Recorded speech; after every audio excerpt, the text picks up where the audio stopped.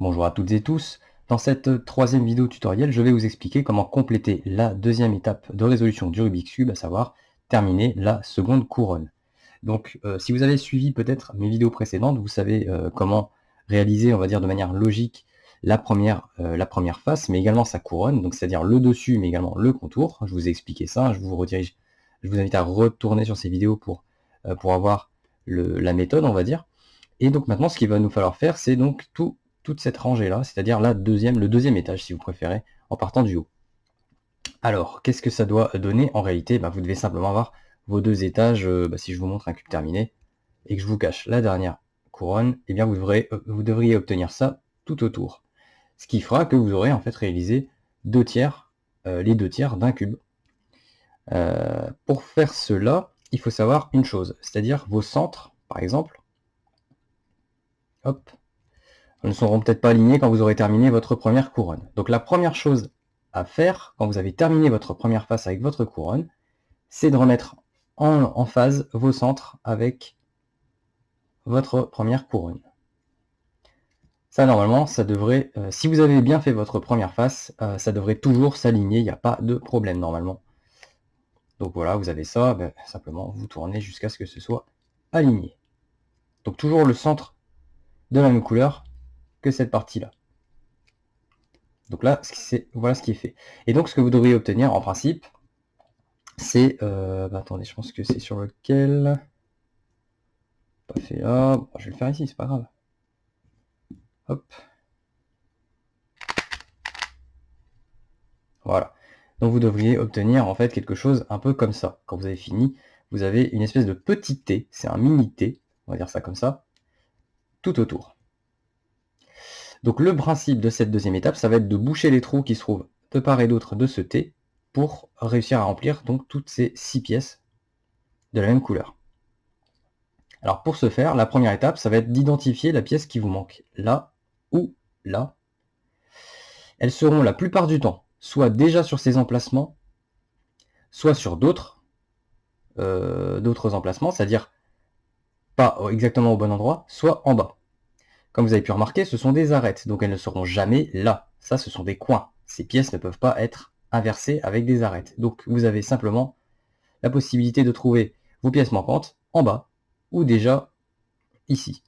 Donc là, je vais chercher par exemple pour mon thé orange, je vais chercher la pièce qui me manque. Donc là, en l'occurrence, ce sera une bleu-orange. Donc là, je vais chercher tout autour de mon cube en regardant sur le dessous. Ah bah voilà. Donc là, j'ai ma pièce. Qu'est-ce que je vais faire? Eh bien, il faut que je la ramène tout en bas ici pour faire un grand T.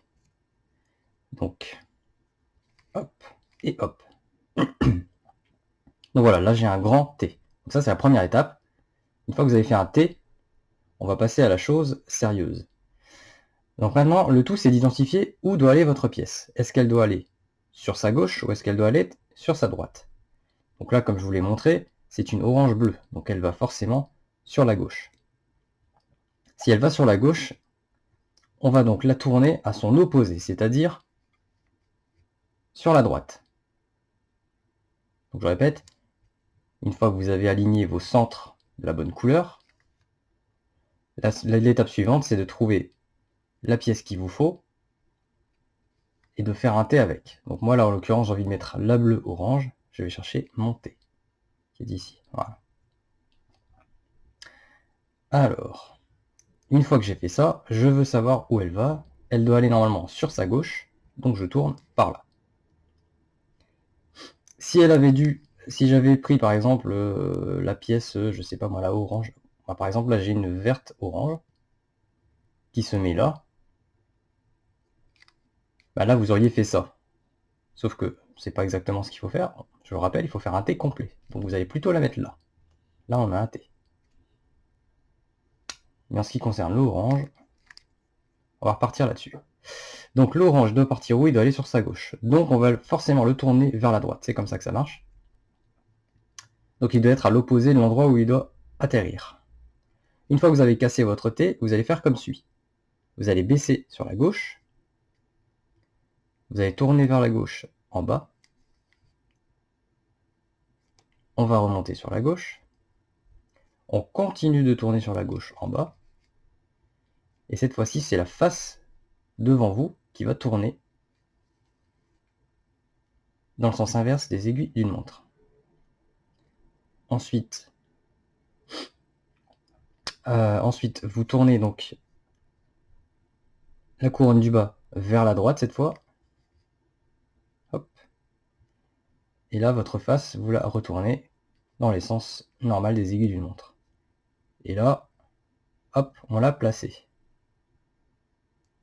Alors pour que ce soit plus clair, je vais peut-être vous la faire sous un autre angle. Voilà, là par exemple, typiquement, j'ai une pièce qui devrait être là, elle se trouve ici. Donc déjà, je vais identifier. Ici, je vois que c'est pas la bonne couleur pour faire un T complet, donc du coup, je vais la mettre plutôt par là. Ce qui me donnera l'occasion de vous montrer la formule dans l'autre sens, parce que je vous ai dit, il y a un effet miroir sur les manipulations. Alors, où doit aller cette pièce? Elle doit aller ici.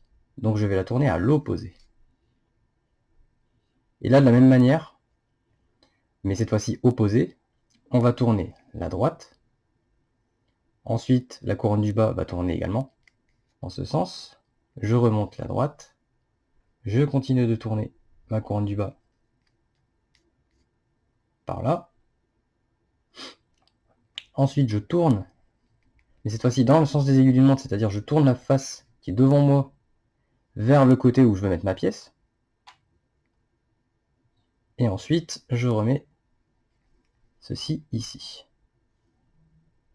Donc je tourne ma couronne du bas sur la gauche, je remonte.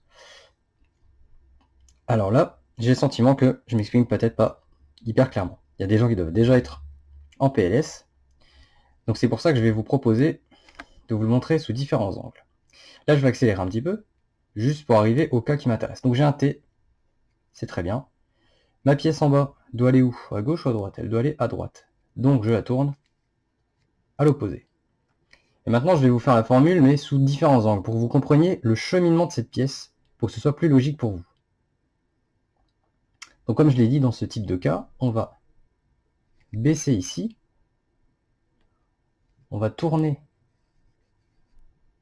notre couronne du bas vers le côté où je veux mettre ma pièce.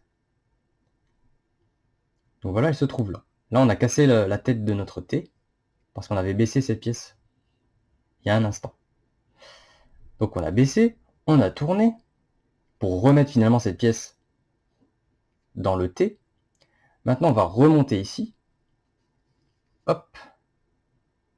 Voilà ce qu'on obtient. Et finalement, vous remarquerez que cette partie-là sera bientôt cette partie-là. Donc après avoir remonté, donc on était là, hein, après avoir remonté ici, on va poursuivre notre chemin du côté où doit être la pièce. Hop. Voilà. Donc j'ai mon bloc ici, mon bloc de 2 pièces qui se retrouve là. Et le principe, pourquoi on tourne la face? Donc, quand je vous ai dit on tourne la face, donc à nouveau on la tourne du côté où on veut la pièce, hein, comme ceci. Et bien simplement, ça va être assez logique de comprendre que ce bloc-là, pour la dernière étape, va être à tourner par ici. Hop. Et donc après, il vous reste qu'à remettre comme ceci. Je vais essayer d'en faire un autre. Peut-être essayer de vous en trouver un qui va dans l'autre sens.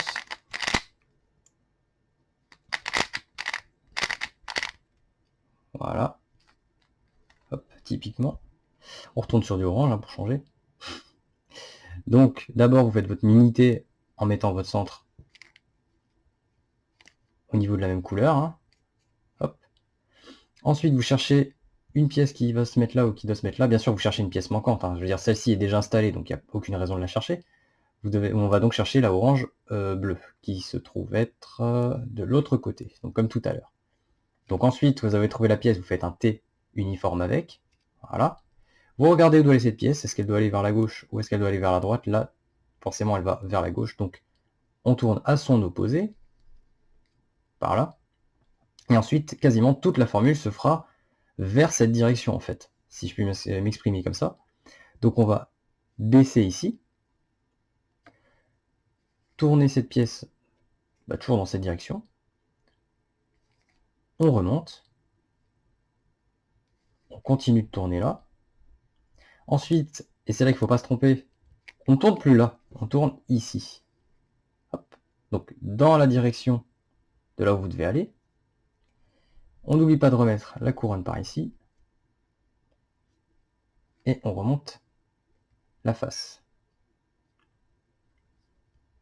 Alors si vous voulez avoir une idée des annotations, si vous voulez qu'on parle en langage, parce que vous l'avez appris en langage de résolution, eh bien je vais vous la faire avec les lettres, pour que ce soit plus clair pour vous si vous êtes déjà à ce stade-là. On fait notre T.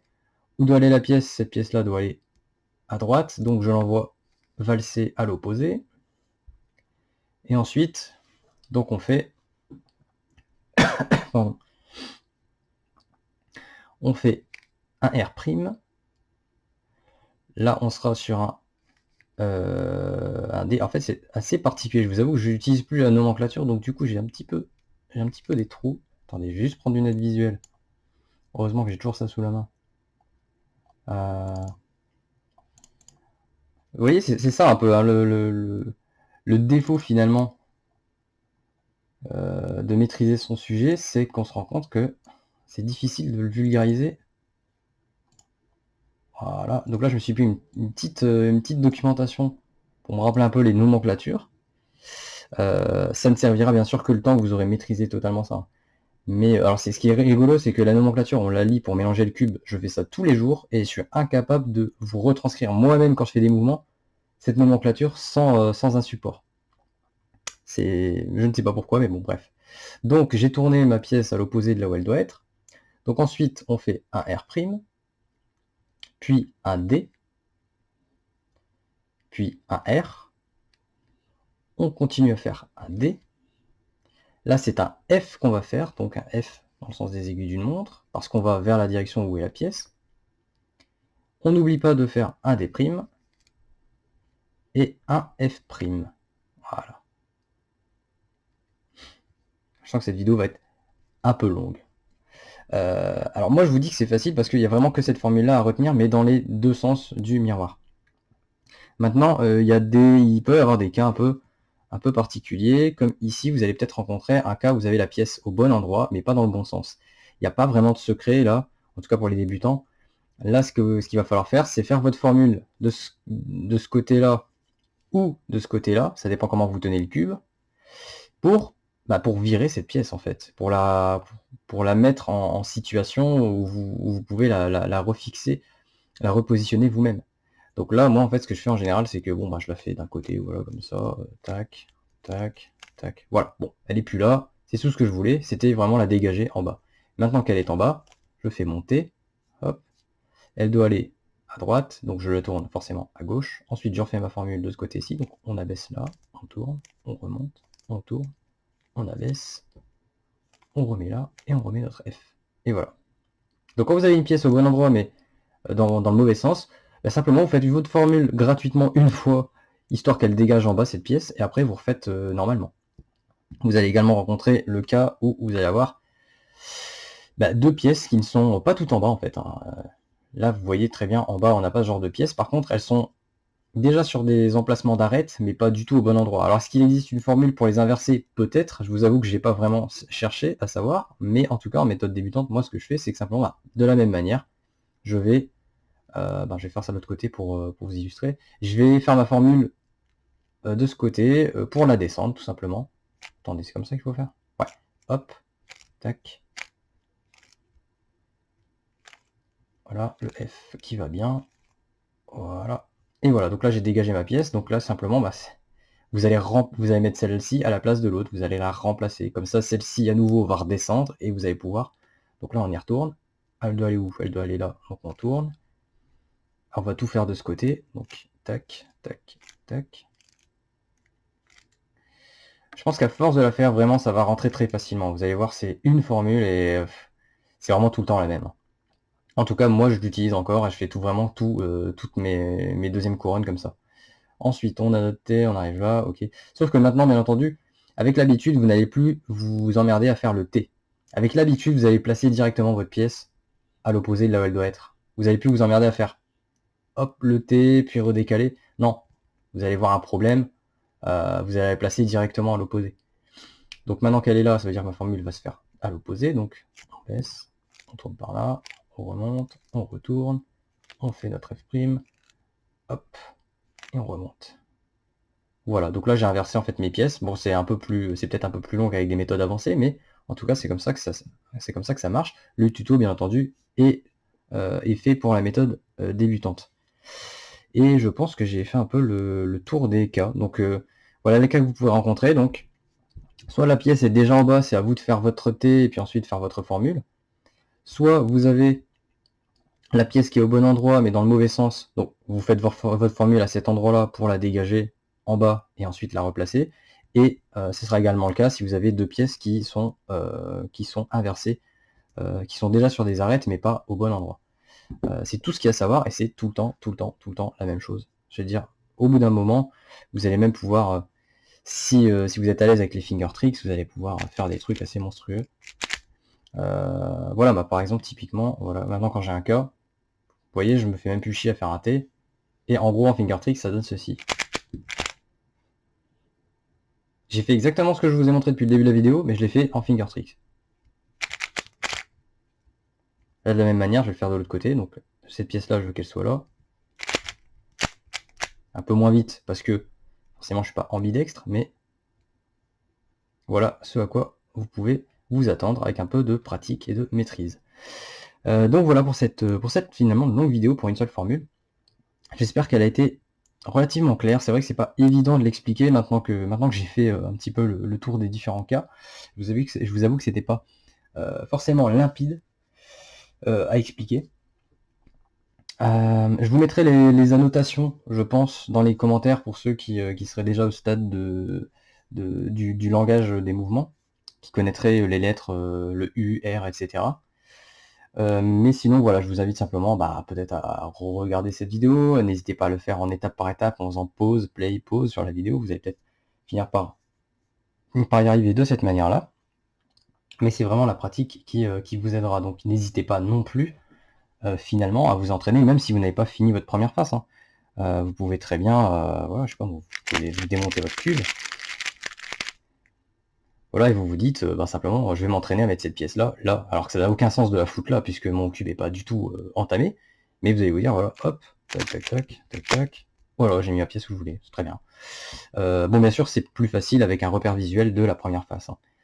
Donc, je vous conseille quand même de vous entraîner là-dessus. En plus, ça vous permet de poursuivre votre, comment dire, votre expérience de la première phase, pour gagner encore plus de temps sur cette première étape, avant d'arriver à la seconde couronne. Donc là, avec ça, vous avez normalement les outils nécessaires pour pouvoir faire les deux premiers étages du cube. Et après, il nous restera donc le gros morceau. C'est pour ça que je vous dis, si vous calez déjà sur cette deuxième partie, n'hésitez pas à me le dire. Si c'est vraiment pas clair, peut-être que je referai la vidéo ou alors que je trouverai un autre moyen de vous la réexpliquer. Parce que c'est vraiment après que ça va devenir compliqué. C'est-à-dire qu'après, on va avoir l'étape où il faudra positionner cette pièce-ci, donc la dernière arête de chaque face, et ensuite placer les coins. Donc là, il y aura beaucoup de choses à apprendre. Je pense que je vais séparer la dernière étape en deux phases. Et là, ça va être vraiment un peu plus de... Je pense qu'il y aura, il y aura encore deux, trois formules gros maximum, pour résoudre la suite du cube. Mais là, vous allez un peu plus déguster. Je pense que là, ça va vraiment être un peu plus de la pratique et peut-être prendre des notes et ce genre de choses. Donc voilà, n'hésitez pas, si vous avez des difficultés déjà sur cette seconde étape, à revenir vers moi par commentaire, pour simplement pour me décrire un peu les obstacles que vous avez rencontrés en visualisant la vidéo. Moi je suis tout à fait prêt à revenir dessus. Voilà, en attendant, je vous souhaite de vous amuser avec votre cube, de pouvoir d'être satisfait simplement, de pouvoir faire vos deux premiers étages. Et ce sera déjà très bien si vous vous entraînez à faire ces deux premières étapes. N'essayez pas de cramer tout ça. Si vous attendez mon tuto, c'est très bien, moi je vous invite à le faire. Je préférerais à la limite que vous soyez très à l'aise pour faire vos deux premières couronnes avant de rentrer sur la suite. Après voilà, rien ne vous empêche d'aller voir des tutos ailleurs pour pouvoir terminer le cube plus vite que je ne sorte de vidéo. Voilà, donc en tout cas moi ça m'a fait très plaisir de passer à cette étape là. Et bon, bah, je vous dis à la prochaine fois pour cette dernière étape que je crois je vais diviser en 2 ou 3 vidéos. Voilà. Et bien sûr, bien plus tard, je reviendrai vers vous pour des vidéos d'optimisation, pour des finger tricks, etc. Voilà, je vous dis à la prochaine. Ciao ciao, prenez soin de vous.